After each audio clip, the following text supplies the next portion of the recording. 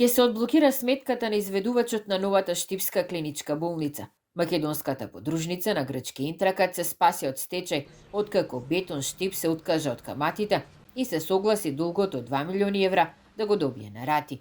Судскиот процес помеѓу двајцата поранешни соработници трае 3 години.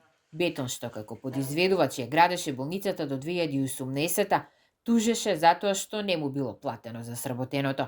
Ние ќе си ги наплатиме парите согласно планот, за да можеме да ги сервисираме доверителите на Бетон Штип, бидејќи Бетон Штип излезе од стечај, тоа е првиот момент, и вториот момент ја деблокираме сметката, ги повлековме сите судски пријави и стечајни постапки и дадовме шанса проектот да се заврши. И од Министерството за здравство и од Интракат тврдеа дека темпото на изградба зависи токму од завршувањето на спорот.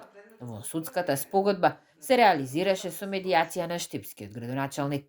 Еве сега сите услови се создадени за градба, очекувам од ресорното министерство и од владата на Република Македонија да се проследи динамиката во работењето и да се издвојат финансиските средства кои што претходно беа определени за оваа клиничка болница и во најскоро време да биде завршена. Спорот помеѓу поранешните соработници ја чинеше државата близу 14 милиони евра, бидејќи Банката за развој на Советот на Европа го повлече кредитот поради бавната динамика на изградба.